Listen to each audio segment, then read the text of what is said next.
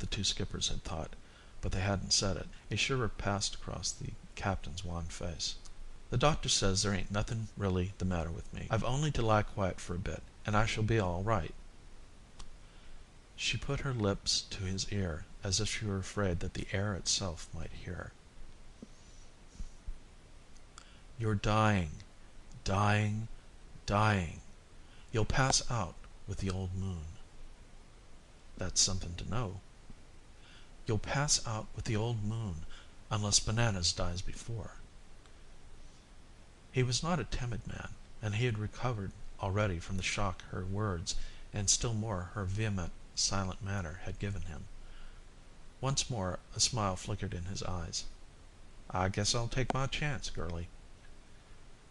"There's 12 days before the new moon." There was something in her tone that gave him an idea. "See here, my girl, this is all bunk. I don't believe a word of it. But I don't want you to try any of your monkey tricks with Bananas. He ain't a beauty, but he's first-rate mate." He would have said a good deal more, but he was tired out. He suddenly felt very weak and faint. It was always at that hour he felt worse. He closed his eyes. The girl watched him for a minute, then slipped out of the cabin. The moon, nearly full, made a silver pathway over the dark sea. It shone from an unclouded sky. She looked at it with terror, for she knew that with its death the man she loved would die.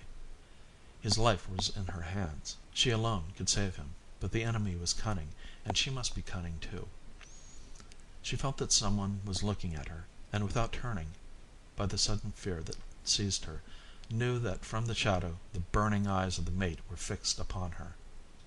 She did not know what he could do. If he could read her thoughts, she was defeated already, and with a desperate effort she emptied her mind of all content. His death alone could save her lover, and she could bring his death about. She knew that if he could be brought to look in a calabash in which was water, so that a reflection of him was made, and the reflection were broken by hurtling the water, he would die as though he had been struck by lightning, for the reflection was his soul. But none knew better than he the danger, and he could be made to look only by a guile which had lulled his least suspicion. He must never think that he had an enemy who was on the watch to cause his destruction. She knew what she had to do. But the time was short. The time was terribly short. Presently she realized that the mate had gone. She breathed more freely.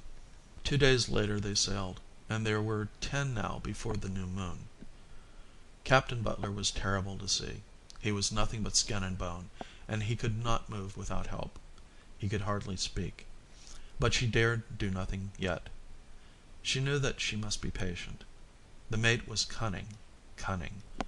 They went to one of the smaller islands of the group and discharged cargo, and now there were only 7 days more. The moment had come to start. She brought some things out of the cabin she shared with the captain, and made them into a bundle.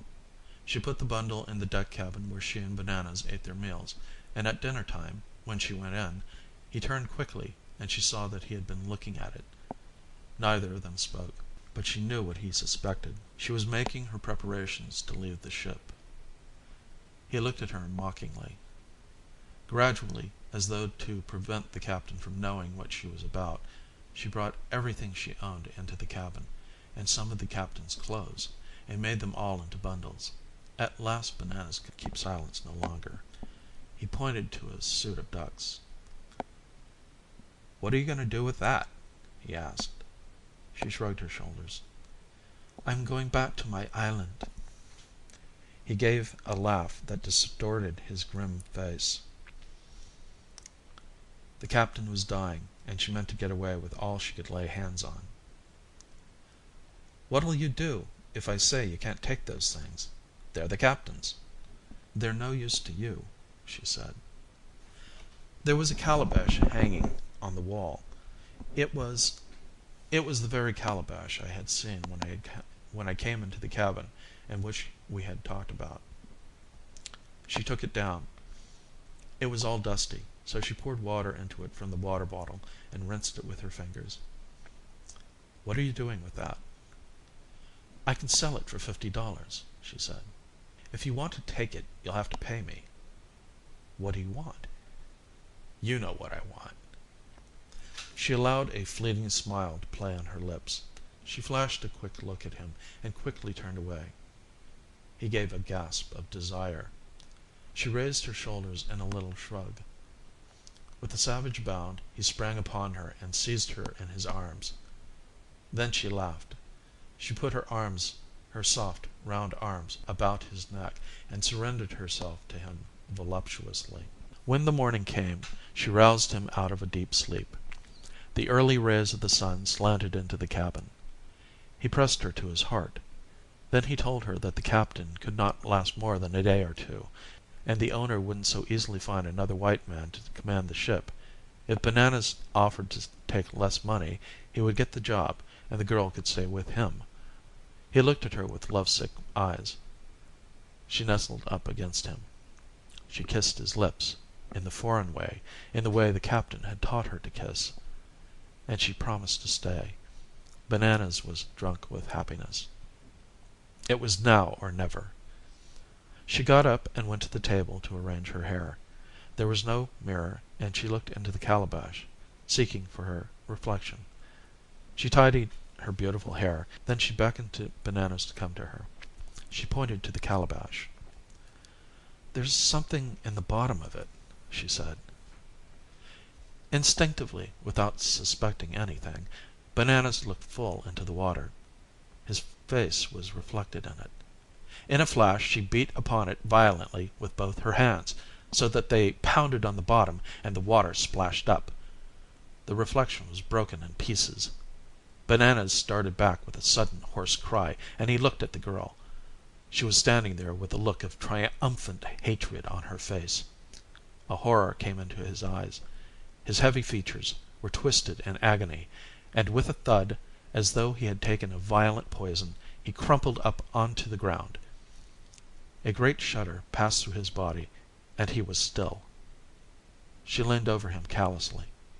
She put her hand on his heart, and then she pulled down his lower eyelid. He was quite dead. She went into the cabin in which lay Captain Butler. There was a faint color in his cheeks, and he looked at her in a startled way. "What's happened?" he whispered. They were the first words he had spoken for 48 hours. "Nothing's happened," she said. I feel all funny." Then his eyes closed, and he fell asleep. He slept for a day and a night, and when he awoke he asked for food. In a fortnight he was well. It was past midnight when Winter and I rowed back to shore, and we had drunk innumerable whiskies and sodas. "What do you think of it all?" asked Winter. "What a question! If you mean have I any explanation to suggest, I haven't." "The captain believes every word of it. That's obvious. But you know that's not the part that interests me most, whether it's true or not, and what it all means. The part that interests me is that such things should happen to such people. I wonder what there is in that commonplace little man to arouse such a passion in that lovely creature.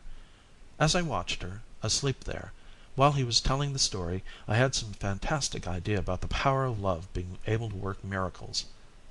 "But that's not the girl," said Winter. "What on earth do you mean?" "Didn't you notice the cook?" "Of course I did. He's the ugliest man I ever saw." "That's why Butler took him. The girl ran away with the Chinese cook last year. This is a new one. He's only had her there about 2 months." "Well, I'm hanged!" "He thinks this cook is safe, but I wouldn't be too sure in his place. There's something about a Chink. When he lays himself out to please a woman, she can't resist him." End of Honolulu by Somerset Maugham.